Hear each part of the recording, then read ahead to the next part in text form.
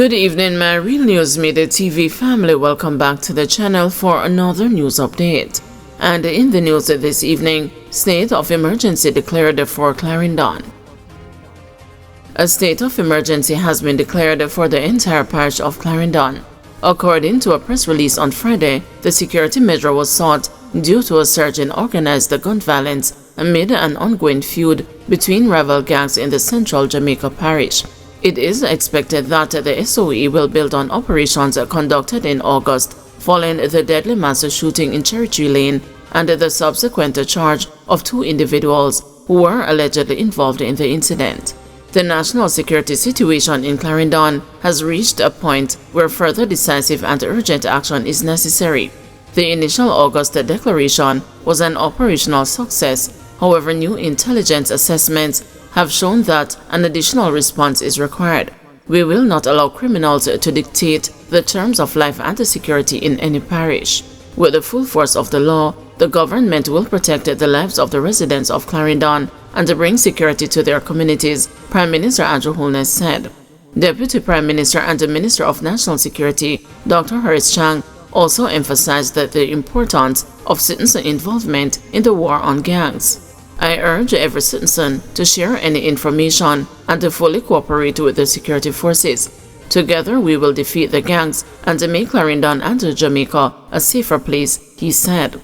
The SOE will provide the security forces with an enabling environment to further address organized violence in Clarendon, ensuring swift and targeted operations to disrupt, degrade and dismantle their operations, the press release stated. Shocking scam lands alleged fraudster behind the bars.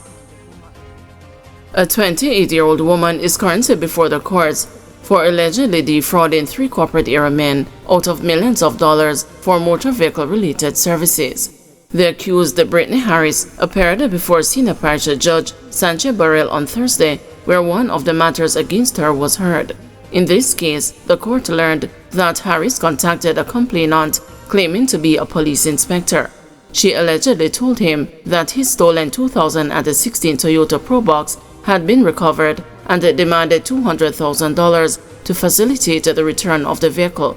Prosecutors assert that the complainant handed over $60,000, but the vehicle has not been returned. As a result, Harris was charged with obtaining money by false pretense. Harris also faces a second charge of obtaining money by false pretense. In this instance, first mentioned in July, she allegedly received $200,000 from another complainant after posing as a police officer who could assist in retrieving his impounded 2014 Toyota Fielder. Senior Parish Judge Burrell expressed a concern over the allegations, suggesting that Harris might not be acting alone. It appears there is more to it, that there is someone else involved, because how does she know that cars are reported stolen or impounded? Furthermore, she has the names and contact information for these people, Burrell remarked. In another case mentioned on Thursday, Harris is accused of swindling $2.42 million from a complainant by falsely claiming to be the owner of a rented 2016 Mercedes-Benz. In that matter, Harris allegedly rented the luxury motor car, then allegedly sold it to the male complainant with the agreement that the motor vehicle title would be provided at a later date. However, after the complainant received the vehicle, he noted that the air conditioning was not working and contacted Harris to have the issue repaired. The complainant was contacted by the true owner of the vehicle when it was revealed that Harris rented the vehicle. Burrell, citing concerns about Harris's safety and the possibility of other individuals being involved in the fraud, ordered that she be remanded in custody. She has to stay in custody, not because I think anything will happen to her, but because I think she is playing a dangerous game and there is somebody else involved. How is she able to get the name and telephone number of these people? I am not putting her back on bail, the judge remarked. Harris, who has not yet entered a plea, is expected to return to court on November 13, when the matters will be mentioned again. Woman cries in court after daughter was conned. A recent high school graduate from St. Catherine revealed in court on Thursday that she was devastated and ashamed after being allegedly swindled out of nearly $500,000 by a man who promised to help her secure a job in Canada. The teary-eyed young woman said in the Kingston and the St. Andrew Parish Court that she paid over the monies to the accused, Harvey Dawkins, on several dates in New Kingston. Dawkins, the court heard, was introduced to the complainant through her mother, as he purported himself to be employed at the Canadian High Commission and the Ministry of Labour and Social Security. It was shared in the Kingston and the St. Andrew Parish Court that Dawkins allegedly told the complainant that he could assist her in securing a job in Canada as well as to attain a Canadian visa. A total of $435,000 was paid over to the 59-year-old man.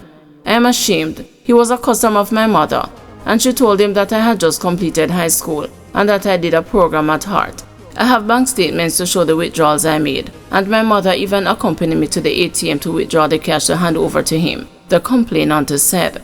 According to the complainant, she paid over monies to the accused, Harvey Dawkins, on several dates in New Kingston. I have cried about it already, the woman added, as her mother stood behind her with the tears streaming down her face.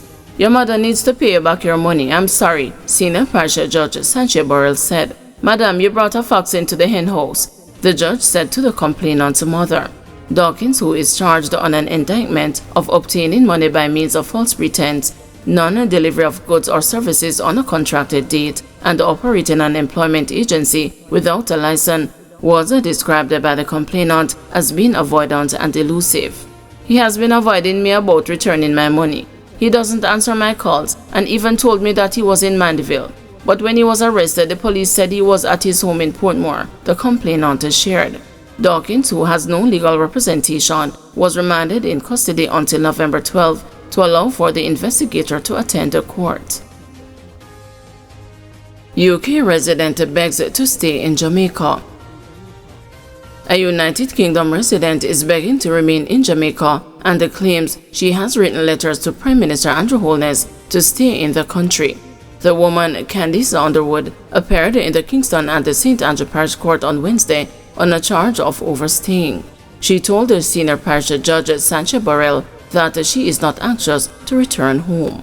I just want my life back. I'd like to ask her to stay in the country until I can start back my life, Underwood pleaded. The woman, who has been in the country for nearly a year, was remanded in custody for a psychiatric evaluation and to facilitate the attendance of a representative from the Passport, Immigration and Citizenship Agency on the next court date. Underwood, however, protested the order for the psychiatric evaluation, telling the judge that she is mentally stable. There is nothing wrong with me. I have no psychiatric history, the United Kingdom resident declared. Judge Burrell, however, has telegraphed her position on the matter. I wish I had an eject button to send you back to England without the due process, the judge said. The matter was adjourned until November 1. Third teen dies after recent gun attack in Westmoreland. A Westmoreland teenager who was recently shot and wounded during an attack in Grange Hill has died. 18-year-old Omarion Nisbeth of Truro District, who had been in critical condition in hospital, died on Monday. Omarion was among 3 boys who were shot by a man on September 4 while sheltering from the rain. The other victims were 15-year-old Jael J. Tomlinson and 18-year-old Ramesh O'Connor. A female traveling with them escaped the injury. Thank you everyone for watching. See you tomorrow morning at 6 a.m. for another news update.